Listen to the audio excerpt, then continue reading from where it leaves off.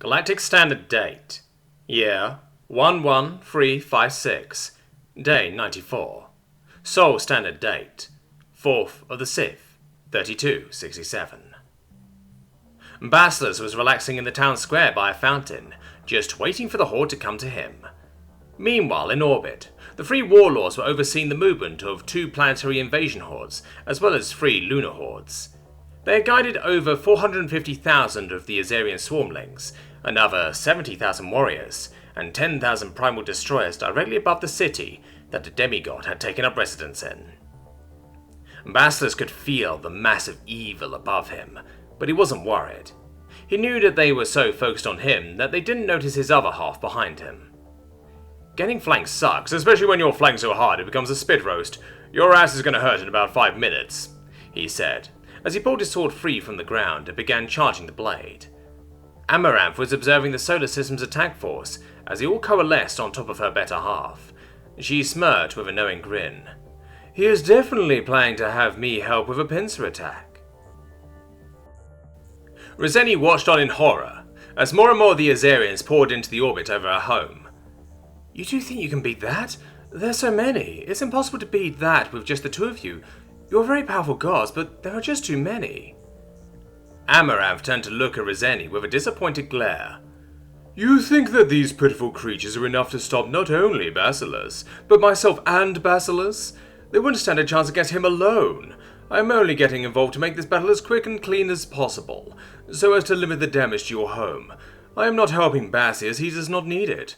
We are helping you. Roseni shrank back under Amaranth's glare and dropped into a full bow.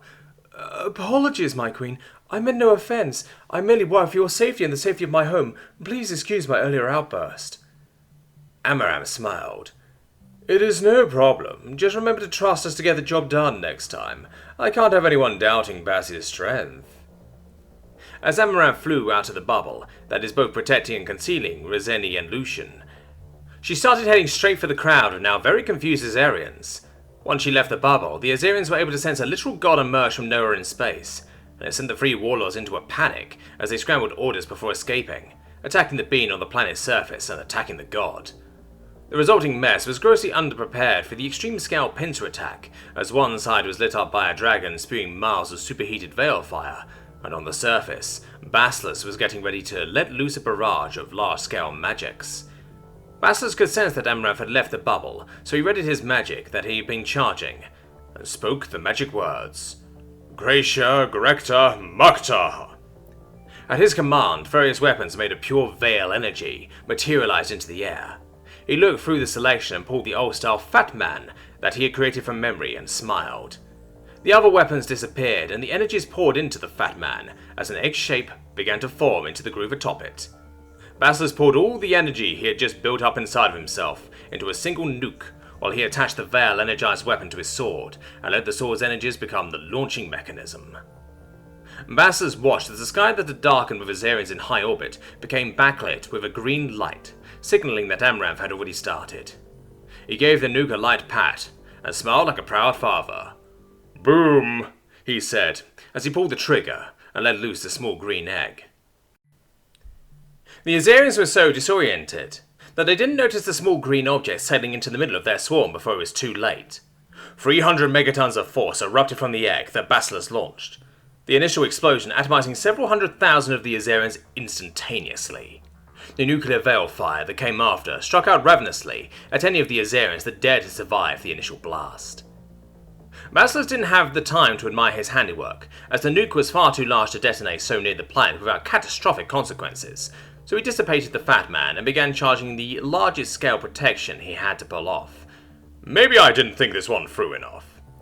Vorma, Aswade, Mukta, Mukta, Mukta. Holy fucking fuck, I hope this works. That was way stronger than I thought it was going to be. A wall of flames erupted over the skies of the world, enveloping over a quarter of the planet as the nuclear veil fire pounded against the wall of fire that Basilisk was feeding with all of his might. Amaranth was watching in amazement as the hordes of Azarians simply vanished. She could feel the intense heat from the 1,000 miles she managed to cover as she pulled away from the hordes. Who exactly is the god here? That attack is literally insane. How does that even work? The veil fire looks Hungry? What have I unleashed onto this plane of existence? Roseni and Lucian simply gaped in horror, as their planet was seemingly enveloped in fire within seconds. Roseni collapsed as she stared. This is the power of a god? Lucian was suddenly very glad that he hadn't continued threatening Jeff. Rezaria and her war council were just staring in shock at the sheer absurdity of the scale that the being's attack had been. None of them dared breathe, as they watched and waited for what could be their literal unavoidable deaths at the hands of the weapon's aftershock. Rezaria was watching intently as the being began to panic at the sight of his own weapon, and then she realized he wasn't bad. He was trying to help. If he wasn't trying to help, then he would have surely been unconcerned for their well-being. That's when it hit her. They had allied themselves with death since time immemorial, and now he had come to their aid. This being was death itself. He was no mortal being, and he favoured the Rezeri.